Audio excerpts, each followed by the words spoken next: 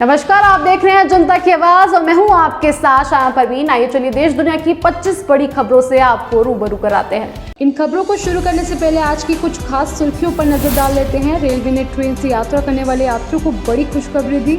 विश्व असमानता रिपोर्ट में भारत को बड़ा झटका लगा।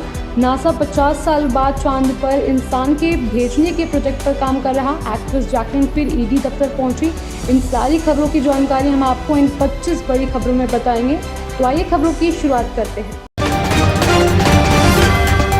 उत्तर रेलवे ने ट्रेनों से यात्रा करने वाले यात्रियों को बड़ी खुशखबरी दी है। अब कोविड काल से पहले की तरह ट्रेनों के टिकट सस्ते हो जाएंगे।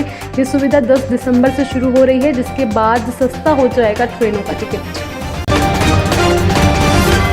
विश्व असमानता रिपोर्ट 2022 में भारत को बड़ा झटका लगा। इस रिपोर्ट में कहा गया है कि भारत एक गरीब और असमानताओं से भरा देश है। भारत को लेकर इस रिपोर्ट में कहा गया है कि ये एक ऐसा देश है जहां की सिर्फ 10% आबादी के पास राष्ट्रीय आय का 57% हिस्सा है, जबकि 50% निचले तबके के पास सिर्फ 13% हिस्सा है। जम्मू कश्मीर से आर्टिकल 370 हटने के बाद से यानी 5 अगस्त 2019 से अब तक 336 आतंकी मारे गए। ये जानकारी केंद्रीय गृह मंत्रालय ने राज्यसभा में दी। सरकार ने बताया कि इस दौरान 96 नागरिक मारे गए और 81 जवान भी शहीद हुए। दिल्ली के सिंघू बॉर्डर पर कुछ किसान भूख हड़ताल पर बैठे। इन किसानों ने खुद को बेड़ियों में बांधा है और उसमें ताला लगाकर बैठे हैं। पंजाब के पटियाला से आए एक किसान ने कहा कि याचिका लगाकर कमेटी बनाकर गुलामी की बेड़ियां तोड़ी नहीं जा सकती। एमएसपी की गारंटी की चाबी से ही ये ताला खुलेगा। Chief of defence staff general Vipin Rawat को ले जाने वाला वायुसेना का MI हेलीकॉप्टर कुन्नूर में दुर्घटना का शिकार हो गया। यह भीषण हादसा सुलूर और कोयम्बटूर के बीच हुआ। बता दें कि घटनास्थल से 4 शवों को बरामद कर लिया गया है, जबकि 3 लोगों को वहां से निकाला गया है। सूत्रों का कहना है कि दिल्ली से सुलूर जाने वाले हेलीकॉप्टर में 14 लोग सवार थे। अमेरिकी स्पेस एजेंसी नासा 50 साल बाद चांद पर इंसान भेजने के प्रोजेक्ट पर काम कर रहा है। इसके लिए एजेंसी ने 10 ट्रेनी एस्ट्रोनॉट को चुना है और इस लिस्ट में भारतीय मूल के अनिल मेनन का भी नाम शामिल है। सुर्खियों के बाद अब बात कर लेते हैं राजनीतिक गलियारों से जुड़ी कुछ खास खबरों की। आरजेडी नेता और बिहार के पूर्व मुख्यमंत्री लालू यादव के बेटे तेजस्वी यादव की शादी पक्की हो गई है। बताया जा रहा है कि दिल्ली में आज या कल उनकी सगाई हो सकती है। पूरा लालू परिवार इस समय दिल्ली में है। वहीं राबड़ी देवी और मीसा भारती भी वहीं मौजूद है। बताया जा रहा है कि सगाई में सिर्फ 50 खास रिश्तेदार शामिल होंगे। दिल्ली बॉर्डर पर चल रहे किसान आंदोलन को वापस लेने पर फैसला नहीं हो सकता। संयुक्त किसान मोर्चा ने इस मसले पर सिंघू बॉर्डर पर बैठक बुलाई थी। इसमें किसानों पर दर्ज केस वापस लेने को लेकर पेच फंसा हुआ है। सरकार का कहना है कि आंदोलन खत्म करने के बाद केस वापसी होगी। वहीं दूसरी ओर किसान चाहते हैं कि सरकार अभी इस पर ठोस आश्वासन दे। कांग्रेस संसदीय दल की बैठक में नरेंद्र मोदी सरकार पर सोनिया गांधी ने तीखे हमले किए। बैठक में किसानों के मुद्दे को लेकर उन्होंने साफ कर दिया है कि मोदी सरकार को किसी तरह की रियायत कांग्रेस नहीं देने वाली। सदन से लेकर सड़क तक मोदी सरकार की जन विरोधी नीतियों का कांग्रेस पुरजोर विरोध करेगी। नेशनल कॉन्फ्रेंस के नेता और जम्मू कश्मीर के पूर्व मुख्यमंत्री फारूक अब्दुल्ला ने जम्मू में कहा है कि उन्होंने कभी भी भारत के खिलाफ नारेबाजी नहीं की, फिर भी उन्हें पाकिस्तान और खालिस्तानी कहा गया। पूर्व सीएम ने कहा कि हमने कभी बंदूक नहीं उठाई, ग्रेनेड नहीं फेंका, पत्थर नहीं मारे। हम गांधी के रास्ते पर चलते हैं। हम गांधी के हिंदुस्तान को वापस लाना चाहते हैं। राजनीतिक खबरों के बाद अब बात कर लेते हैं शिक्षा जगत से जुड़ी कुछ खास खबरों की। यूपीटीईटी एग्जाम में हो सकते हैं बड़े बदलाव। शिक्षा मंत्री ने कहा कि पिछले पेपर लीक से सबक लेते हुए इस बार यूपीटीईटी परीक्षा में कई बदलाव किए जाएंगे। क्वेश्चन पेपर, कॉपी और OMR शीट पर हर स्टूडेंट के लिए सेपरेट लिफाफे में होंगे, जिससे हर परीक्षार्थी का पेपर और आंसर शीट अलग हो सकेगा।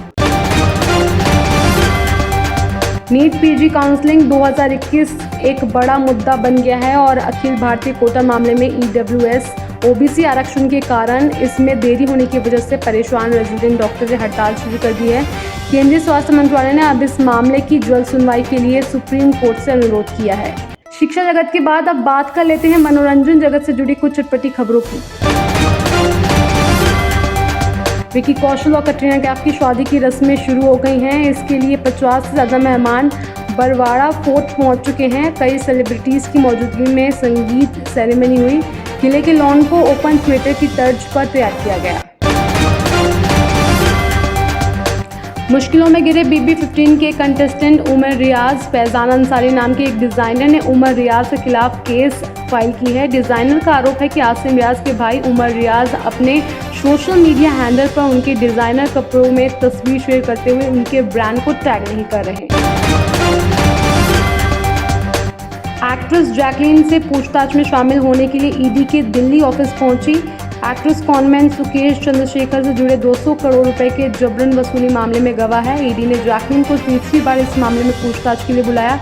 सुकेश दिल्ली की तिहाड़ जेल में बंद है। मनोरंजन जगत के बाद अब मौसम जगत से जुड़ी कुछ अपडेट्स जान लेते हैं।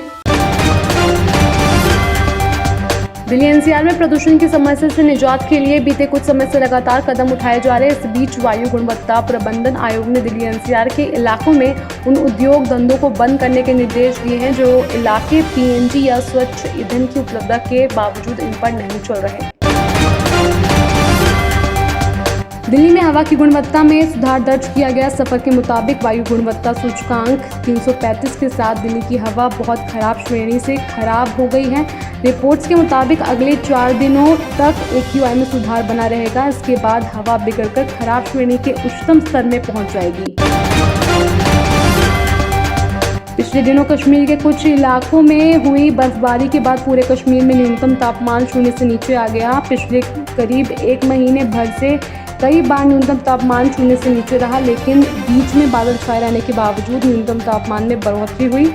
बारिश और बर्फबारी के बाद फिर से न्यूनतम तापमान सामान्य से नीचे आ गया। मौसम विभाग के बाद अब बात कर लेते हैं खेल जगत से जुड़ी कुछ खबरों की। साउथ अफ्रीका दौरे के लिए टीम इंडिया का ऐलान कभी भी हो सकता है, लेकिन इस ऐलान से पहले ही भारतीय टीम की टेंशन बढ़ती दिख रही है। माना जा रहा है कि टीम के 4 खिलाड़ी चोटिल हो गए हैं, जिसकी वजह से वो साउथ अफ्रीका के दौरे पर नहीं जाएंगे। रिपोर्ट्स में दावा किया गया है कि रविंद्र जडेजा, शुभमन गिल, ईशांत शर्मा और अक्षर पटेल चोट के कारण साउथ अफ्रीकी दौरे से बाहर हो सकते हैं। अमेरिका द्वारा बीजिंग विंटर ओलंपिक 2022 के बहिष्कार के बाद ऑस्ट्रेलिया ने भी ओलंपिक का बहिष्कार कर दिया। अमेरिका और ऑस्ट्रेलिया द्वारा विंटर ओलंपिक 2022 के बहिष्कार ने चीन भड़का हुआ है। खेल जगत के बाद अब बात कर लेते हैं कुछ अन्य महत्वपूर्ण खबरों की। RBI गवर्नर शक्तिकांत दास की अध्यक्षता में हुई बैठक में गहन विचार विमर्श और कोरोना के नए ओमिक्रॉन वेरिएंट के प्रकोप को देखते हुए नीतिकार दरों को यथावत रखने का फैसला लिया गया है, यानी दरों में कोई बदलाव नहीं किया गया। रेपो रेट 4% पर बरकरार है। ओमिक्रॉन के खतरे के बीच कोरोना ने एक बार फिर से टेंशन बढ़ा दी है। दरअसल कल की तुलना में 1500 से अधिक मामले सामने आए हैं।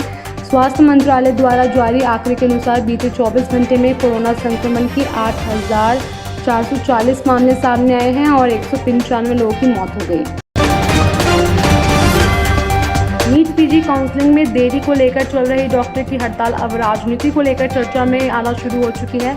जानकारी मिली है कि विपक्षी दल भी इस विरोध प्रदर्शन को लेकर सक्रिय हो चुके हैं। इन पार्टियों के डॉक्टर दलों में मौजूद साथी रेजिडेंट का समर्थन कर रहे हैं। कोविड के बढ़ते संक्रमण के मद्देनजर उत्तर प्रदेश की राजधानी लखनऊ में धारा 144 लगा दी गई। यह आदेश तत्काल प्रभाव से लागू हो गया है।